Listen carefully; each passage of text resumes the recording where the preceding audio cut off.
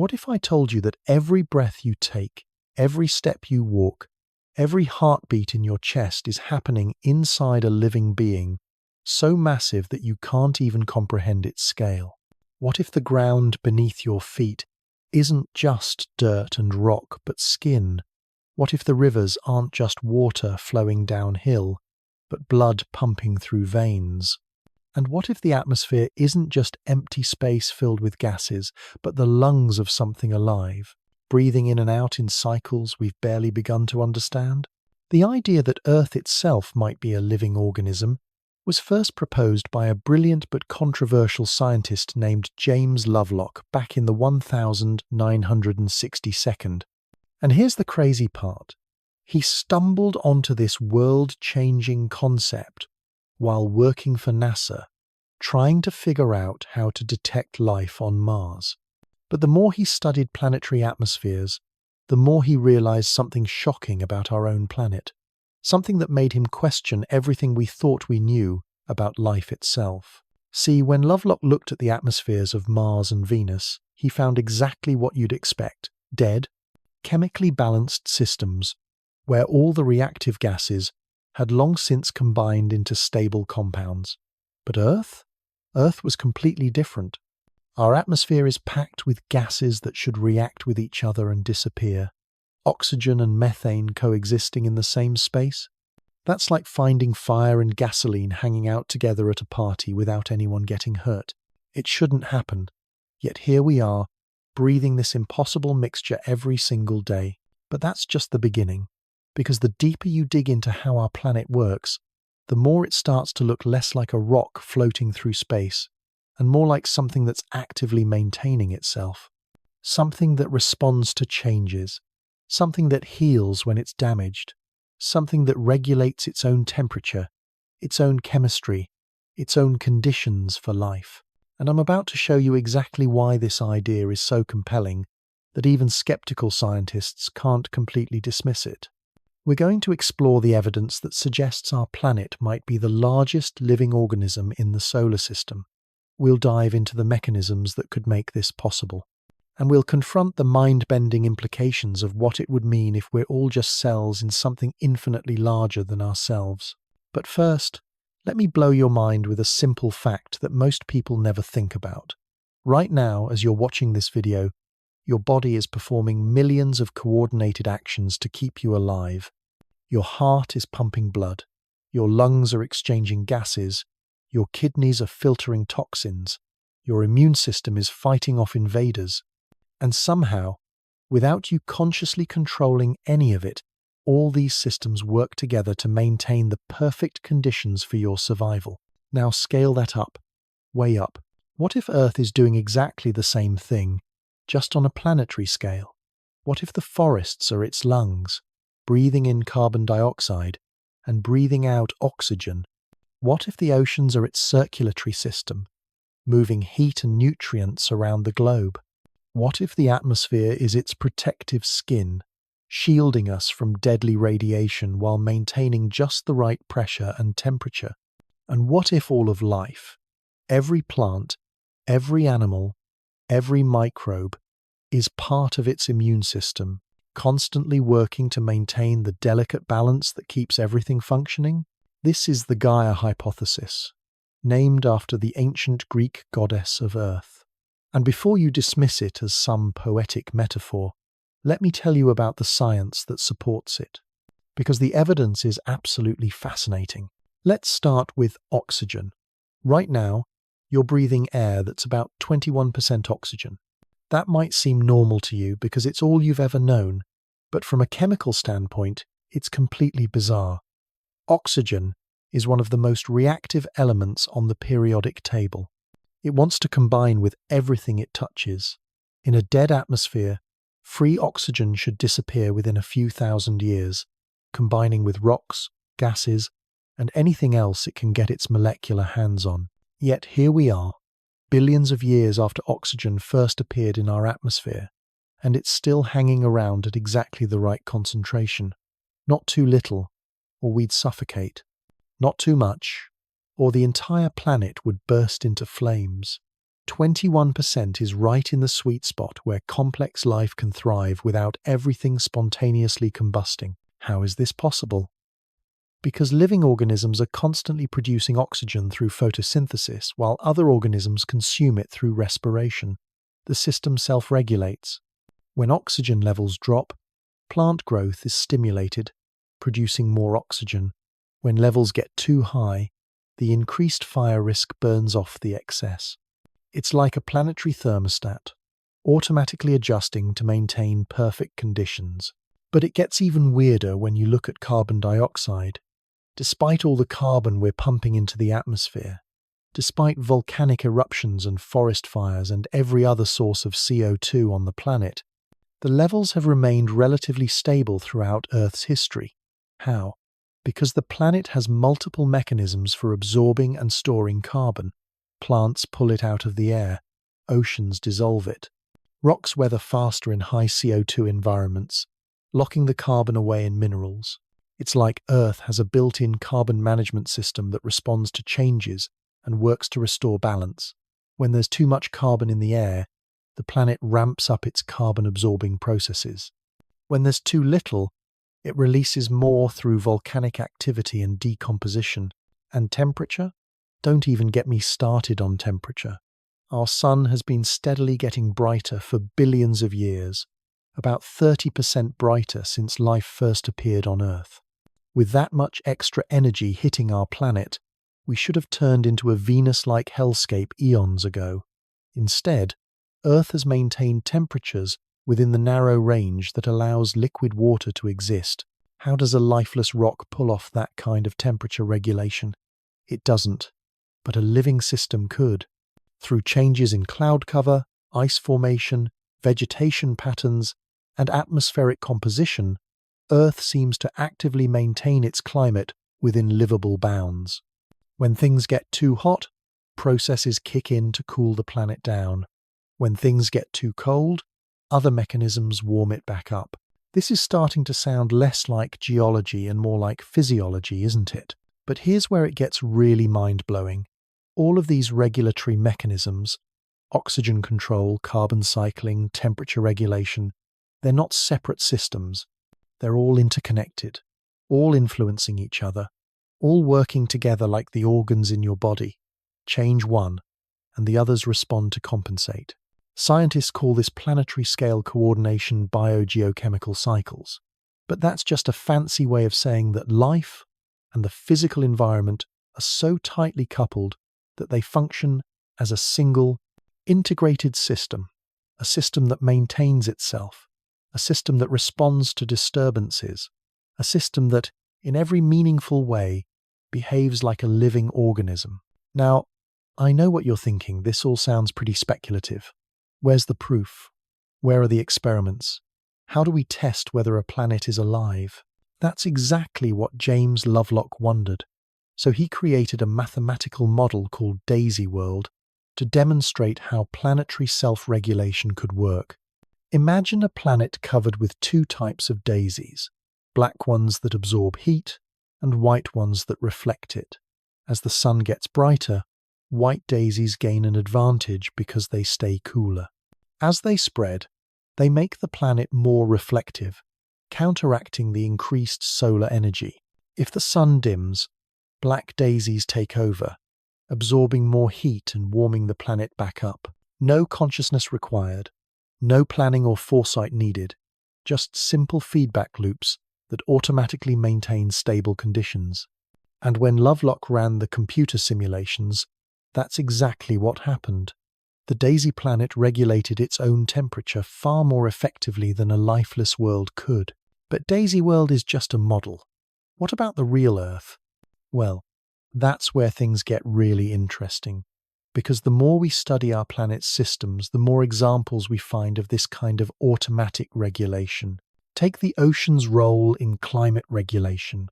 When you look at the vast blue expanses covering 70% of our planet's surface, you might see nothing more than water. But those oceans are performing one of the most sophisticated climate control operations in the known universe. They're absorbing carbon dioxide when there's too much in the atmosphere storing it in deep water masses that circulate for thousands of years. They're releasing it back when levels drop too low. They're moving heat from the equator to the poles through massive current systems that dwarf any human engineering project. And here's the kicker. Tiny organisms called phytoplankton, so small you need a microscope to see them, are producing more than half the oxygen you're breathing right now. These microscopic plants are floating around in the ocean, photosynthesizing like crazy, pumping out oxygen while sucking up carbon dioxide. When ocean conditions change, their populations shift in response, automatically adjusting the planet's atmospheric composition. It's like having billions of tiny atmospheric engineers working around the clock to maintain breathable air. No supervisor needed, no conscious control required. Just life doing what life does, adapting, responding, maintaining the conditions that allow it to survive. But wait, there's more. Because Earth's regulatory systems don't stop at the atmosphere and oceans. They extend deep into the solid rock beneath our feet through something scientists call the rock cycle. As mountains erode, they release minerals that neutralize acid in the oceans. As tectonic plates collide and separate, they create new seafloor and recycle old crust, maintaining the chemical balance of seawater over geological timescales. Even the magnetic field that protects us from deadly solar radiation is generated by the movement of molten iron in Earth's core, a process that's been running continuously for billions of years without ever breaking down or wearing out. It's like our planet has its own built-in force field that automatically adjusts to deflect cosmic threats. And then there are the forests. Oh man, the forests. These aren't just collections of trees standing around looking pretty. They're massive atmospheric processors, pulling carbon dioxide out of the air and locking it away in wood, soil, and root systems. But here's what's really wild. When you damage a forest, it doesn't just sit there and take it. It responds. Trees release chemical signals when they're under attack, warning neighboring trees to boost their defenses. Root systems share nutrients through underground fungal networks, supporting weaker plants and maintaining forest health. It's like the forest has its own nervous system, communicating threats and coordinating responses across vast areas. Damage one part, and the whole system mobilizes to heal and protect itself. Sound familiar? That's exactly what your immune system does when you get injured or infected. But here's where this gets really trippy. All of these systems, atmospheric regulation, ocean circulation, rock cycling, forest communication, they're not just running in parallel. They're talking to each other. They're coordinated. Changes in ocean temperature affect atmospheric circulation, which influences weather patterns, which impact forest growth, which alters carbon cycling, which feeds back into ocean chemistry. It's all connected. It's all integrated. It's all responding to changes and working to maintain stability, just like the organs in your body. Now, I can practically hear the skeptics sharpening their pitchforks. This is all just chemistry and physics, they'll say. You're seeing patterns where none exist. Earth isn't alive. It's just a complex system following natural laws. And you know what? They have a point. Earth doesn't reproduce like living organisms do. It doesn't grow in the same way. It doesn't have DNA or cells or any of the traditional markers we associate with life. So maybe it's not alive in the strict biological sense.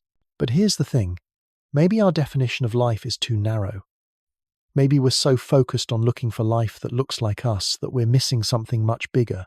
Something that operates on timescales we can barely comprehend, using mechanisms we're only beginning to understand. Think about it this way. A single cell in your body has no idea it's part of you. It just does its job, processing nutrients, responding to signals, reproducing when needed. It has no concept of your thoughts, your dreams, your plans for the weekend. From the cell's perspective, it's just living its own little cellular life, completely unaware that it's contributing to something infinitely larger and more complex. What if we're in the same position? What if we're cells in Earth's body, going about our daily lives, completely unaware that we're part of something so vast and slow-moving that we can't even perceive it as a single entity? This isn't just philosophical speculation anymore. Scientists are finding evidence that Earth's systems exhibit properties we typically associate with living organisms. They show homeostasis, the ability to maintain stable internal conditions despite external changes. They demonstrate responsiveness, reacting to disturbances and working to restore balance. They exhibit adaptation, evolving new mechanisms to deal with changing conditions over time. And perhaps most remarkably, they display what scientists call emergent properties, behaviors, and characteristics that arise from the interaction of simpler components, but can't be predicted from studying those components in isolation. Just like consciousness emerges from the interaction of neurons, planetary regulation might emerge from the interaction of life and environment. The more we study Earth's systems, the more they look like the integrated, self-regulating networks we find in living organisms. The boundaries between life and environment become blurred when you realize that life doesn't just adapt to its surroundings, it actively shapes them, and those surroundings shape life right back. We're not just passengers on a rock flying through space. We're participants in a planetary scale system that maintains the conditions necessary for our survival. Every tree that grows, every breath you take, every microbe that processes nutrients in the soil is part of an integrated network that keeps Earth habitable. And if that's not evidence of some form of planetary life, then we might need to expand our understanding of what life actually means. Because the alternative, that all of this intricate coordination, all of this precise regulation, all of this responsive behavior is just a cosmic accident, seems a lot harder to believe.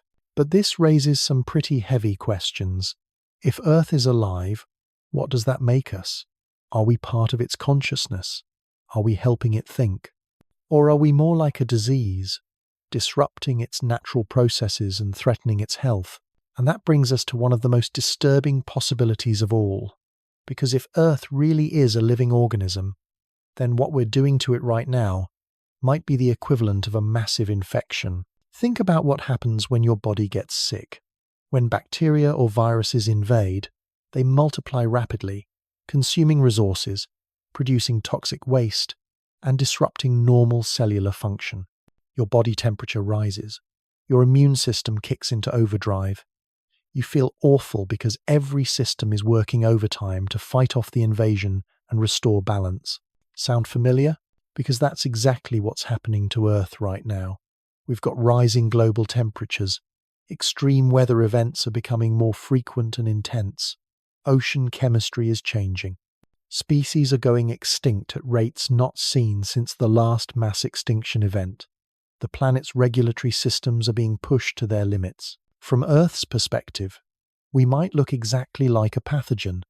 We multiply exponentially, consume massive amounts of resources, produce toxic waste, and disrupt the delicate chemical balances that have kept the planet stable for millions of years. We've altered the composition of the atmosphere, poisoned rivers and oceans, and eliminated entire ecosystems faster than they can recover. But here's what's really fascinating, and maybe a little terrifying. Just like your body has immune responses to fight off infections, Earth might have its own ways of dealing with disruptive species. Mass extinctions aren't random events. They happen when planetary systems get pushed too far out of balance. Volcanic eruptions release toxic gases. Climate shifts make vast regions uninhabitable. Ocean chemistry changes kill off marine life. It's like the planet's fever response. Drastic measures to eliminate the source of disruption and restore stability. The question is, are we pushing Earth toward another one of these planetary immune responses? Are we forcing a living system to choose between our survival and its own? Now, before you spiral into complete existential dread, let me offer a different perspective. Because if Earth really is alive, that changes everything about how we should be thinking about our relationship with it. What if instead of being a pathogen, We could become something more like beneficial bacteria. You know, the kind that live in your gut and help you digest food, produce vitamins, and fight off harmful invaders. What if we could figure out how to work with Earth's natural systems instead of against them? This isn't just wishful thinking. There are scientists and engineers already working on exactly this kind of approach. They're studying how natural systems regulate themselves and trying to design human technologies that mimic these processes. Biomimicry, they call it, learning from billions of years of evolutionary problem solving. Imagine cities that function like forests, with buildings that clean the air and process waste naturally. Imagine energy systems that work like photosynthesis, capturing and storing solar energy without toxic byproducts. Imagine transportation networks that flow like river systems, moving people and goods efficiently without disrupting natural cycles. Instead of fighting against Earth's regulatory systems, we could become part of them. Instead of being a burden on planetary resources, we could contribute to planetary health. Instead of triggering immune responses, we could enhance the planet's ability to maintain itself. But that requires a fundamental shift in how we see ourselves. We'd have to stop thinking of humans as separate from nature and start recognizing ourselves as part of a larger living system. We'd have to consider the health of the whole planet, not just our immediate needs and desires. And here's where the Gaia hypothesis gets really profound, because it suggests that this kind of integration isn't just possible, it's inevitable. Life and environment don't just coexist, they co-evolve, they shape each other. They become so intertwined that eventually you can't tell where one ends and the other begins. We've already seen this happen on smaller scales. Take lichens, for example. They're not one organism but a partnership between fungi and algae that's so successful it's colonized some of the harshest environments on Earth. Neither partner could survive alone in these conditions, but together they thrive. Or consider the human microbiome and the trillions of bacteria living in and on your body. You might think of them as foreign invaders, but they're actually essential to your health. They help digest food, synthesize vitamins, regulate your immune system, and even influence your mood and behavior. You're not just a human, you're a walking ecosystem, a collaborative effort between human cells and microbial partners. What if that's the direction we're heading on a planetary scale? What if the next stage of Earth's evolution involves integrating human technology with natural systems so seamlessly that they become indistinguishable? We're already seeing the early stages of this integration. Satellite networks monitor global weather patterns and natural disasters, functioning like a planetary nervous system. GPS systems help us navigate using signals from space, like a technological magnetic sense.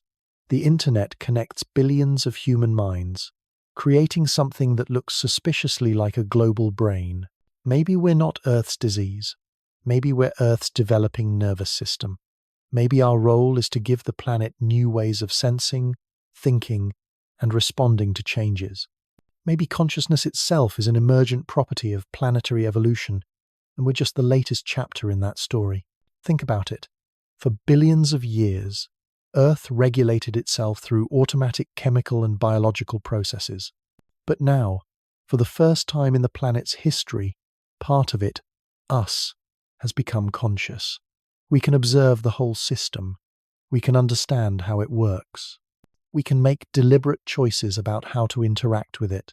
That's not an accident. That's evolution. That's a living system developing new capabilities, new ways of maintaining itself, new levels of awareness and control. But with that consciousness comes responsibility. Because now that we know we're part of a larger living system, we can't pretend our actions don't matter. We can't keep behaving like unconscious cells, just doing whatever feels good in the moment. We have to start thinking like organs in a body, considering how our actions affect the health of the whole. This is where the Gaia hypothesis stops being just an interesting scientific theory and starts becoming a practical framework for how we live our lives. If Earth is alive, then everything we do, every choice we make, Every product we buy, every policy we support is either contributing to planetary health or undermining it. And here's the beautiful thing. We already have all the information we need to make better choices. We know which activities support Earth's regulatory systems and which ones disrupt them. We know which technologies work with natural cycles and which ones fight against them. We know which lifestyle choices enhance planetary health and which ones degrade it. The question isn't whether we have the knowledge or the tools. The question is whether we have the wisdom to use them. Whether we can make the mental shift from seeing ourselves as separate from Earth to recognizing ourselves as part of Earth. Whether we can start thinking like cells in a healthy body instead of like parasites in a host. Because if we can make that shift, if we can learn to work with Earth's natural systems instead of against them, then we might discover something amazing. We might find that being part of a living planet doesn't limit us, it empowers us. We might realize that our consciousness isn't a burden for Earth to bear, but a gift we can offer in return for everything it's given us. We might discover that we're not just witnesses to the story of life on Earth. We're co-authors, and the next chapter is entirely up to us. But to write that chapter well, we need to understand something crucial about how living systems actually work.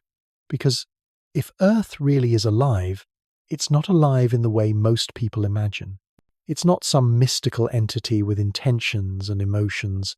It's something far more subtle, far more sophisticated, and far more scientifically fascinating than that.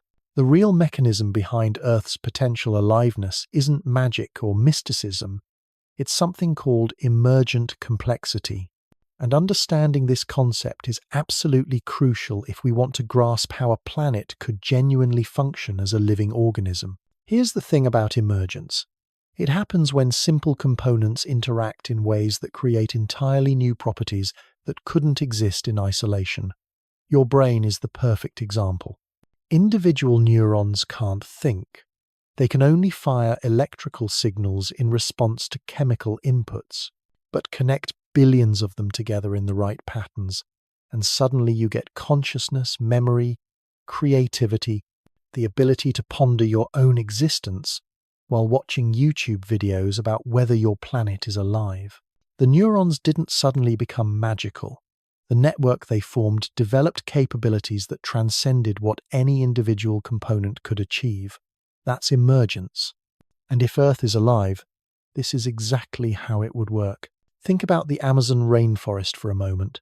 You might see it as just a collection of trees, but that's like looking at your brain and seeing just a collection of neurons. In reality, the Amazon is performing computational tasks that would make our most advanced supercomputers weep with envy. Every tree is constantly processing information about soil conditions, water availability, sunlight levels, and the chemical signals being sent by its neighbors. But here's where it gets absolutely mind-blowing. Trees don't just process this information individually, they share it. Through underground fungal networks called mycorrhizal webs, they create what scientists now call the Wood Wide Web. A single fungal network can connect hundreds of different plants across acres of forest floor, allowing them to trade nutrients, water, and chemical messages in real time. When one tree is under attack by insects, it sends chemical warnings through this network that cause other trees to preemptively boost their defensive compounds. When a large tree is dying, it dumps its remaining nutrients into the network to support younger plants. The forest literally cares for its members, nurturing the young, supporting the sick, and sharing resources based on need rather than competition. Now imagine this happening not just in one forest, but across every ecosystem on the planet. Grasslands communicating through root networks, ocean plankton coordinating blooms across entire sea basins, soil microbes exchanging chemical information that travels through groundwater systems. All of these networks, connecting and interacting and sharing information in ways we're only beginning to understand. What emerges from all this interconnection? Something that looks suspiciously like a planetary nervous system, not made of neurons and synapses, but of root systems and chemical gradients and atmospheric currents. Not thinking thoughts the way you and I do, but processing information, responding to changes, maintaining homeostasis across scales that dwarf anything in the biological world. And the timescales are what really mess with your head. You think and react in seconds or minutes. Your body's regulatory systems work over hours and days. But Earth's responses unfold over years, decades, centuries. What looks like a slow geological process might actually be the planet's equivalent of a reflexive response to injury. Consider what happens when a massive volcanic eruption occurs. In the short term, it seems catastrophic. Ash blocks sunlight, temperatures drop, ecosystems collapse. But look at it from Earth's perspective, and it starts to look like something else entirely. The volcanic ash fertilizes soils with minerals. The temporary cooling counteracts warming trends. New landforms create fresh habitats for evolution to explore. It's like the planet is performing surgery on itself, removing damaged tissue and stimulating new growth.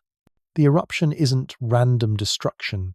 It's a precisely timed intervention that restores balance to systems that had drifted too far from stability.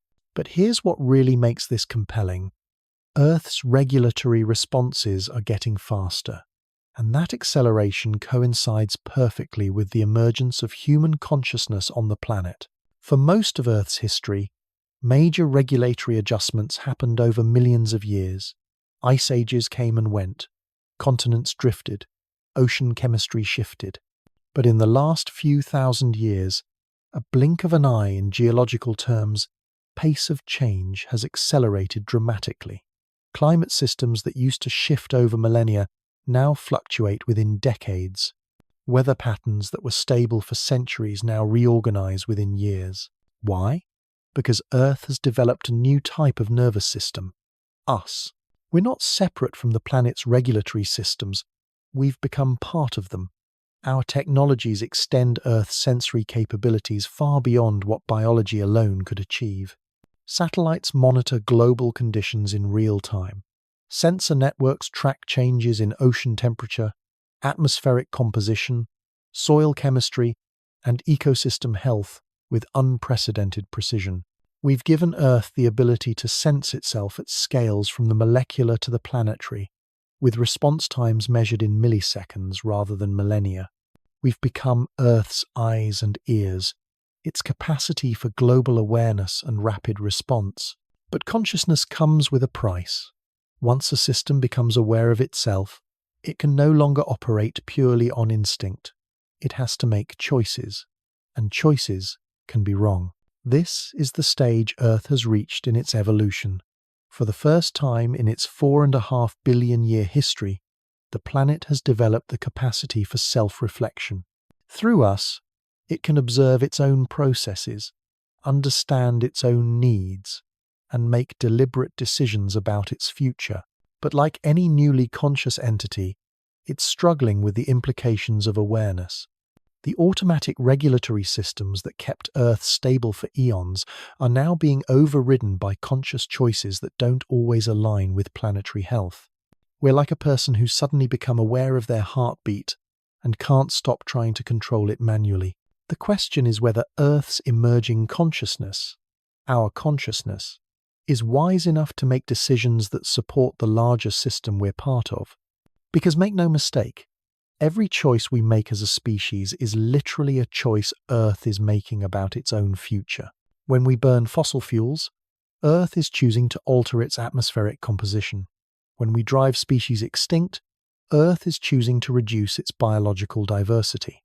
When we develop new technologies, Earth is choosing to extend its capabilities in new directions.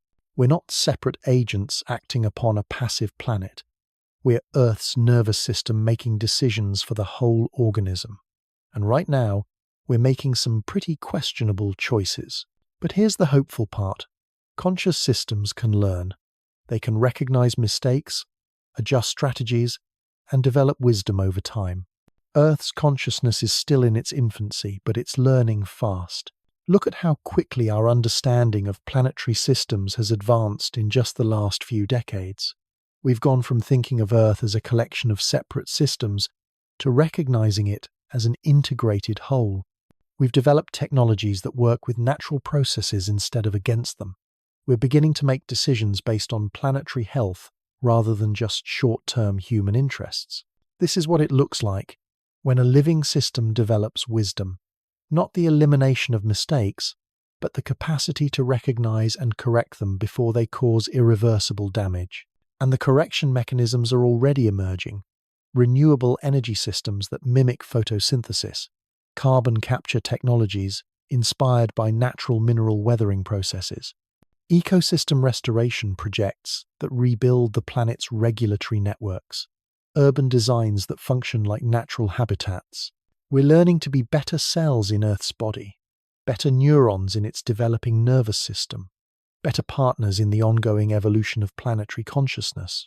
But this learning process is happening under intense pressure because Earth's automatic regulatory systems are being pushed to their breaking point.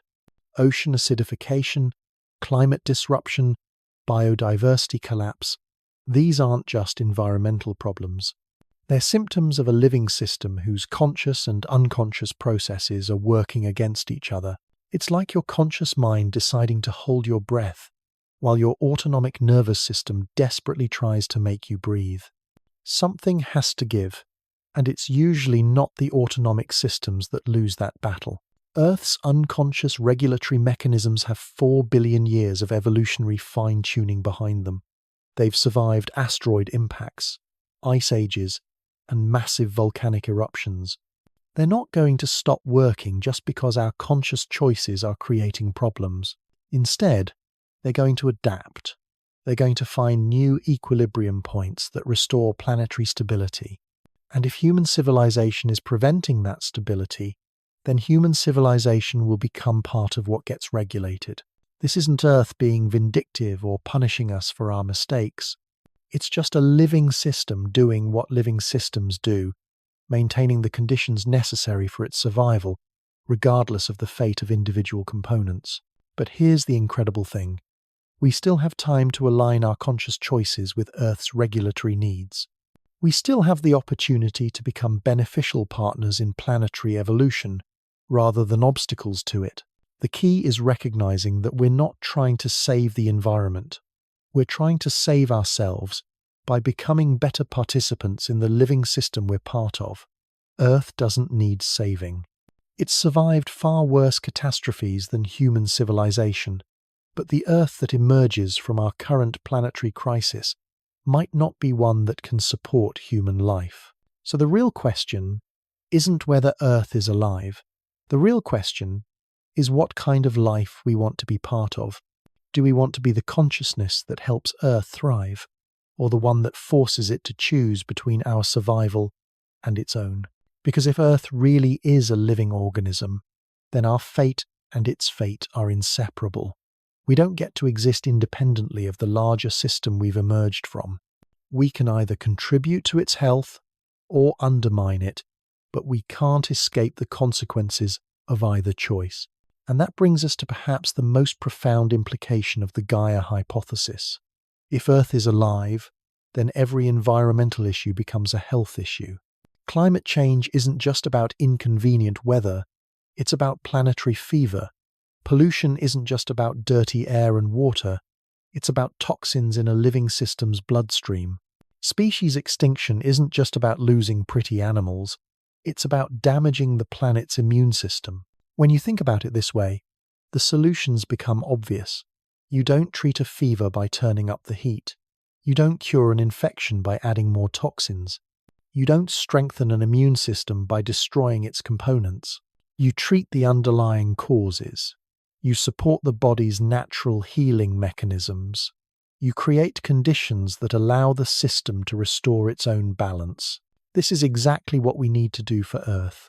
And it's exactly what many scientists, engineers, and activists are already working toward.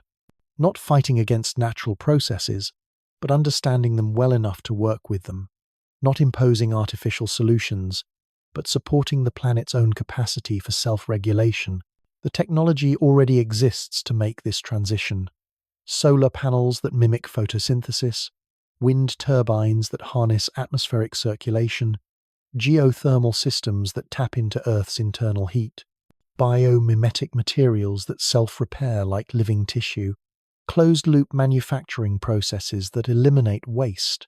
What we're building is Earth's technological immune system, artificial systems that enhance rather than disrupt natural regulatory processes.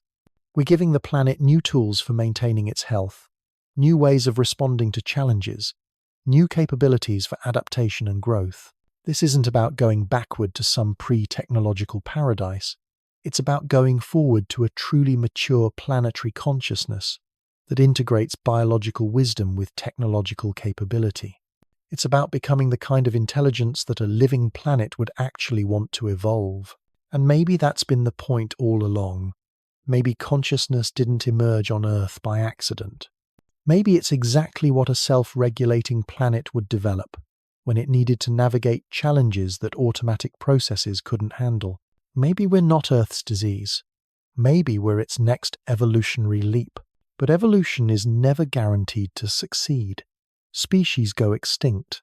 Evolutionary experiments fail. Consciousness can be a dead end just as easily as a breakthrough. The difference between success and failure comes down to one thing: whether the emerging consciousness enhances the survival of the larger system it's part of, or whether it undermines it.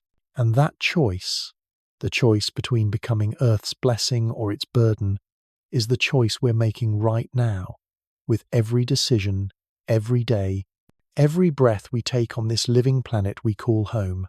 The evidence for Earth as a living organism runs so much deeper than most people realize, and it's hiding in plain sight in some of the most mundane processes you've never thought twice about. Take something as simple as the salt content of the oceans. You probably assume it's just been the same forever, right? Salt water is salt water. But here's the thing. Rivers constantly dump fresh water into the oceans, while evaporation leaves salt behind. By all rights, the oceans should be getting saltier and saltier until nothing could survive in them. Yet ocean salinity has remained remarkably stable for hundreds of millions of years. How is that possible? Because living organisms are actively regulating it.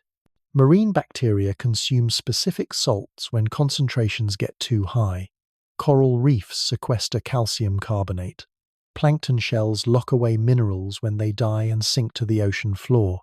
It's like the ocean has its own kidney system, constantly filtering and adjusting its chemistry to maintain perfect conditions for life. But it's not just the oceans. The soil beneath your feet is performing feats of chemical engineering that would make our best laboratories jealous. Plants don't just passively absorb whatever nutrients happen to be available. They actively communicate with soil microbes to request specific minerals. When a tree needs phosphorus, it releases chemical signals that attract fungi capable of breaking down phosphorus-rich rocks. When it needs nitrogen, it partners with bacteria that can pull it straight out of the air. These aren't random chemical reactions. This is targeted resource management on a planetary scale. The soil is literally responding to the nutritional needs of the organisms living in it, adjusting its chemistry in real time to support life. It's like having a smart kitchen that automatically produces whatever nutrients you need the moment you need them. And then there's the water cycle, which is so much more sophisticated than the simple evaporation and precipitation story you learned in school. Yes, water evaporates from oceans and falls as rain, but living organisms are choreographing this entire process in ways that boggle the mind. Forests don't just benefit from rainfall, they create it. Trees release water vapor and aerosol particles that seed cloud formation. They influence wind patterns through their collective transpiration. The Amazon rainforest literally generates its own weather system, pulling moisture from the Atlantic Ocean and recycling it through multiple rainfall events as it moves inland. Remove the forest, and the entire regional climate collapses. But here's what's really wild. This isn't just happening locally. Dust from the Sahara Desert fertilizes the Amazon rainforest. Moisture from the Amazon affects rainfall patterns in the American Midwest. Ocean currents influenced by Antarctic ice melt alter monsoon patterns in Asia. The whole planet is connected through these invisible networks of cause and effect, like a vast circulatory system pumping resources and information around the globe. It's starting to look less like separate systems coincidentally working together and more like a single organism with specialized organs performing different functions. The forests handle atmospheric processing. The oceans manage heat distribution and chemical regulation. The soil provides nutrient cycling and waste processing. The atmosphere serves as both a protective barrier and a communication network. And just like the organs in your body, damage to one system affects all the others. When you stress your liver, your skin breaks out and your energy levels drop. When we damage forests, ocean chemistry changes and weather patterns shift globally. When we pollute the atmosphere, soil microbes die and plant growth suffers worldwide. This systemic interconnection is what makes the Gaia hypothesis so compelling to many scientists, even those who reject the idea of Earth being literally alive. Because whether you call it life or just complex systems dynamics, the behavior is the same: integrated responses that maintain planetary habitability through multiple feedback mechanisms operating across vast scales of space and time. But let's dig deeper into what might be the most convincing evidence yet that Earth functions as a unified living system. Because there's something happening right now that's absolutely extraordinary, and most people have no idea it's occurring. Your body has about 37 trillion cells, but it also hosts roughly the same number of bacterial cells. These microorganisms aren't just hitchhikers. They're essential partners that help you digest food, synthesize vitamins, regulate your immune system, and even influence your mood and behavior.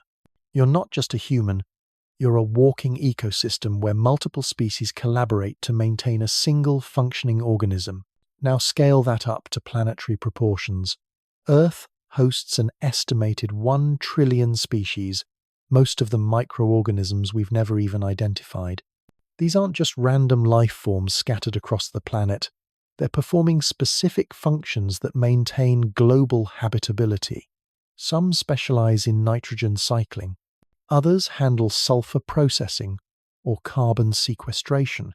Still, others regulate atmospheric chemistry or ocean pH levels. And here's the mind-bending part: they're all communicating with each other through chemical signals, electromagnetic fields, and networks we're only beginning to understand. Bacteria in Arctic ice can influence algae blooms in tropical oceans. Soil microbes in grasslands affect the behavior of marine plankton thousands of miles away. It's like the planet has its own microbial internet, coordinating responses across ecosystems and continents. This global microbial network might be Earth's true nervous system, not the flashy consciousness we humans like to think we represent, but the fundamental information processing network that's been maintaining planetary homeostasis for billions of years. We're just the latest addition to a communication system that was already incredibly sophisticated long before we showed up, and that network is under serious threat right now. Antibiotic pollution is disrupting microbial communities in soils and waterways. Climate change is shifting the geographic ranges of crucial species faster than ecosystems can adapt. Habitat destruction is severing the connections between microbial networks that took millions of years to establish. It's like we're systematically damaging Earth's nervous system while wondering why planetary regulation systems are starting to malfunction. Ocean pH is dropping. Atmospheric composition is shifting. Weather patterns are becoming increasingly erratic. These aren't separate environmental problems. They're symptoms of a disrupted planetary information network. But here's what gives me hope. Life is incredibly resilient, and living systems are remarkably good at finding new ways to maintain themselves when old methods stop working. We're already seeing evidence that Earth's biological networks are adapting to human impacts in ways we never expected. Urban environments are evolving their own unique ecosystems.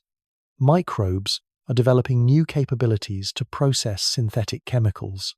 Plants are adjusting their growth patterns and chemical compositions in response to elevated CO2 levels. Marine organisms are experimenting with new shell-building strategies to cope with ocean acidification. It's like watching evolution in fast forward as Earth's living systems scramble to maintain habitability under rapidly changing conditions. And increasingly, humans are becoming part of these adaptive solutions rather than just the source of the problems. Cities are being designed as living systems that process waste, purify air, and support biodiversity. Agricultural techniques are being developed that work with soil microbial networks instead of destroying them. Industrial processes are being redesigned to mimic biological cycles, eliminating waste by turning it into inputs for other processes. We're learning to be symbiotic partners with Earth's regulatory systems instead of parasitic disruptors. And that learning process is accelerating as our understanding of planetary scale biology deepens. The more we study how Earth actually works, the more it becomes clear that the boundary between life and environment isn't where we thought it was. Life doesn't just exist within environmental conditions. Life creates and maintains those conditions. The environment isn't just habitat for organisms, it's the extended body of life itself. This realization is revolutionizing fields from medicine to engineering to agriculture. Instead of fighting against biological processes, we're learning to work with them. Instead of trying to control natural systems, we're learning to participate in them. Instead of seeing ourselves as separate from Earth, we're recognizing ourselves as Earth becoming conscious of itself. And that recognition is changing everything about how we approach the challenges facing our planet. Because if Earth really is a living organism, then climate change isn't just an environmental crisis. It's a health crisis for the entire planet. And the solution isn't just reducing emissions or switching to renewable energy, though those things are important. The solution is helping Earth's natural healing mechanisms function more effectively. It's restoring the biological networks that regulate planetary systems. It's becoming better partners in the ongoing evolution of planetary life. This isn't about saving the environment for future generations, though that's a nice side effect. This is about recognizing that we're part of something much larger than ourselves and learning to play our role in ways that support the health of the whole system. Because here's the ultimate truth about the Gaia hypothesis. Whether Earth is technically alive or just exhibits life, like properties, doesn't really matter. What matters is that Earth behaves like a living system with all the vulnerability and resilience that implies. And living systems have one crucial characteristic that gives me hope for our future. They evolve, they adapt, they find new solutions to unprecedented challenges. They transform crisis into opportunity and emerge stronger from the experience. Earth has survived asteroid impacts that vaporized entire oceans. It's recovered from ice ages that froze most of the planet solid. It's rebuilt complex ecosystems after mass extinctions that eliminated 90% of all species. If anything could figure out how to integrate human consciousness into its regulatory networks without losing planetary stability, it's this incredibly resilient living system we call home. But that evolution isn't automatic. It requires conscious participation from the species that have developed the capacity for planetary awareness. It requires us to make choices that support the health of the larger system we're part of. The question isn't whether Earth is alive. The question is whether we're wise enough to live as if it is. And that wisdom starts with recognizing something absolutely mind-blowing that most people never consider. Right now, as you're sitting there watching this video, you're participating in the largest collaborative intelligence experiment in the history of the universe. Every decision you make, every breath you take, every thought you think is contributing to a planetary-scale information processing system that's been running for 4 billion years. Think about it. When you choose what to eat for breakfast, you're sending signals through global supply chains that influence farming practices on multiple continents. When you decide to walk instead of drive, you're participating in atmospheric chemistry regulation. When you plant a garden, or even just appreciate a sunset, you're strengthening the neural pathways that connect human consciousness to planetary awareness.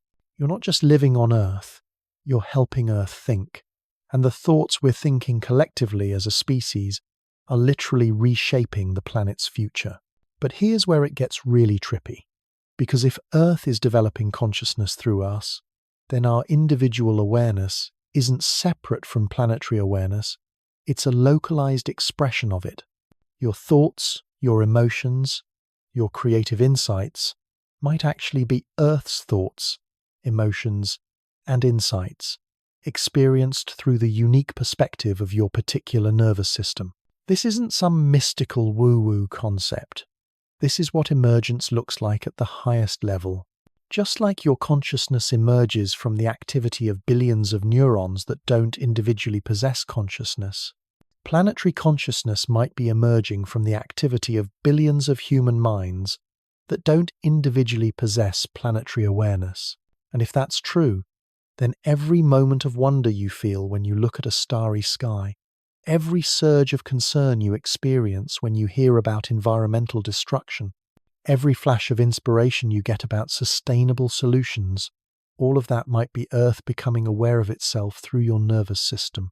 You're not just witnessing the story of life on Earth. You're not even just participating in it. You might actually be it, in the most literal sense possible. You might be Earth's way of experiencing what it's like to be alive, to be conscious, to grapple with the challenges of maintaining a living planet in an uncertain universe. Now, I know that's a lot to wrap your head around. The implications are staggering, because if we really are Earth's nervous system, if human consciousness really is planetary consciousness localizing itself through individual brains, then everything we do matters on a scale we've never fully appreciated. Every act of creativity contributes to Earth's problem-solving capabilities. Every moment of compassion strengthens the planet's capacity for self-care. Every breakthrough in understanding enhances Earth's ability to regulate itself consciously rather than just automatically. But also, every act of destruction damages the planet's nervous system. Every moment of hatred or fear creates dissonance in Earth's emerging consciousness. Every failure to understand or care about our impact reduces the planet's ability to make wise decisions about its own future. This is why the environmental crisis feels so urgent to so many people, even beyond the obvious practical concerns. On some deep level, we can sense that we're not just dealing with external problems, we're dealing with a crisis in planetary consciousness itself. Earth is trying to become aware of itself through us, but we keep getting distracted, confused, overwhelmed by local concerns that prevent us from seeing the bigger picture. It's like having a nervous system that's constantly misfiring, sending contradictory signals, unable to coordinate responses effectively. And that's exactly what we see when we look at how humanity is currently responding to global challenges.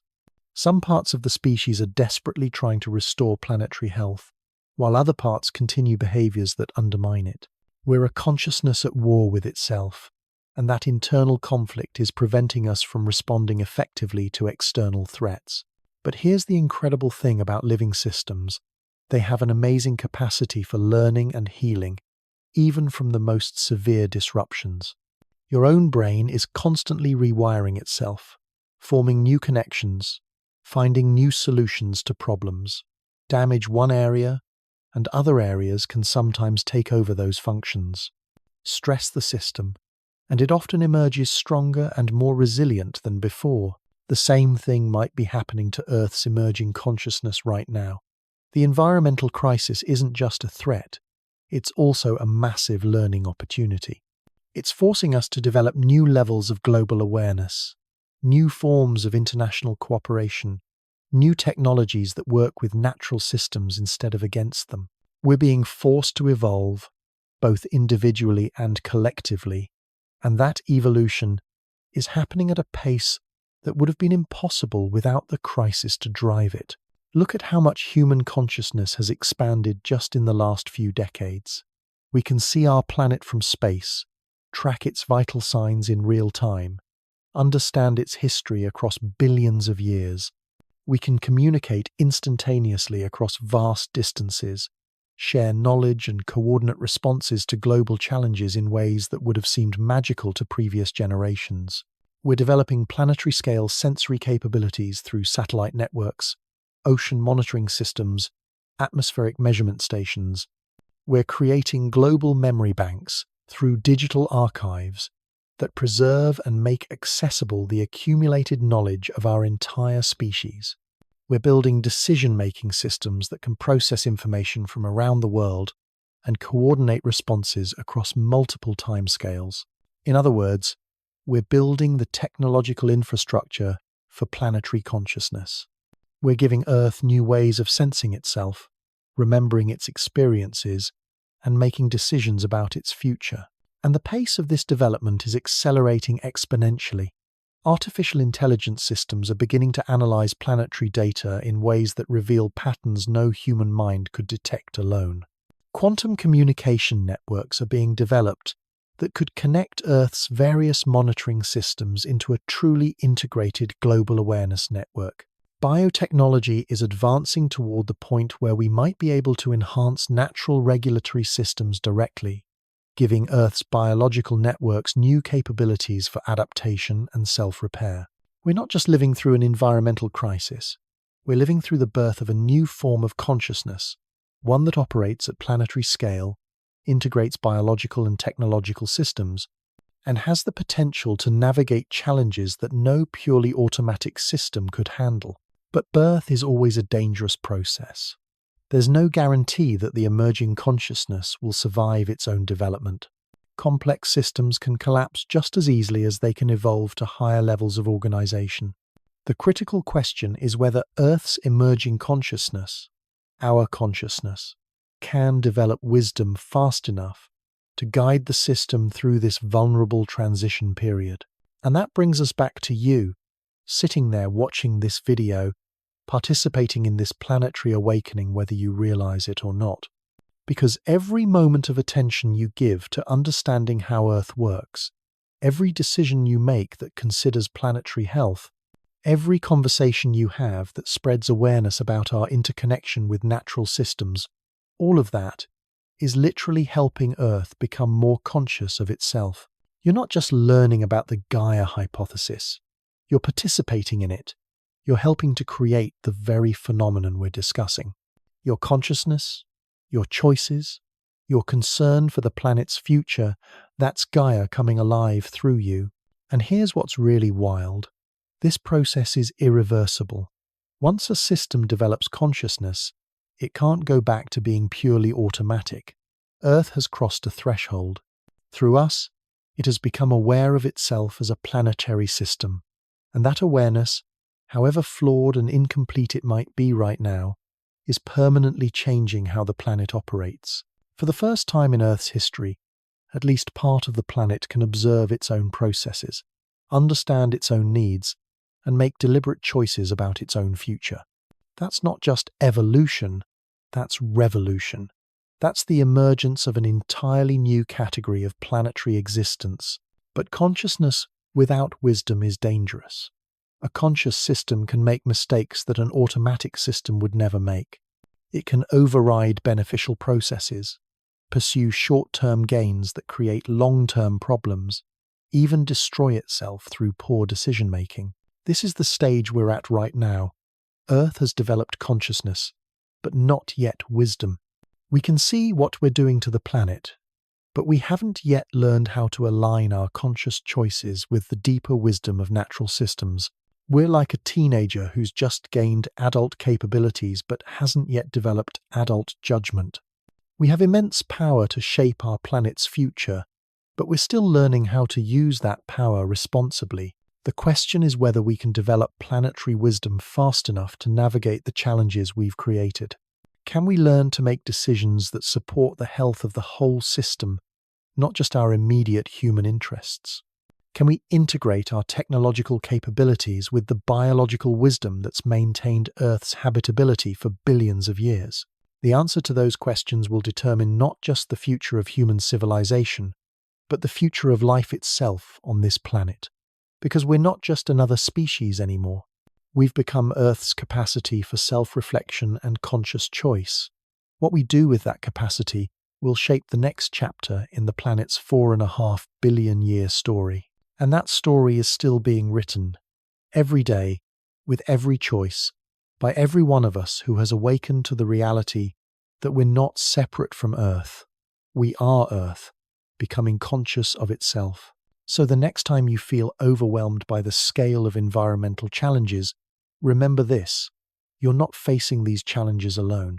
You're part of the largest, oldest, most resilient living system in the known universe, a system that has survived every catastrophe the cosmos has thrown at it, a system that has transformed every crisis into an opportunity for growth and evolution.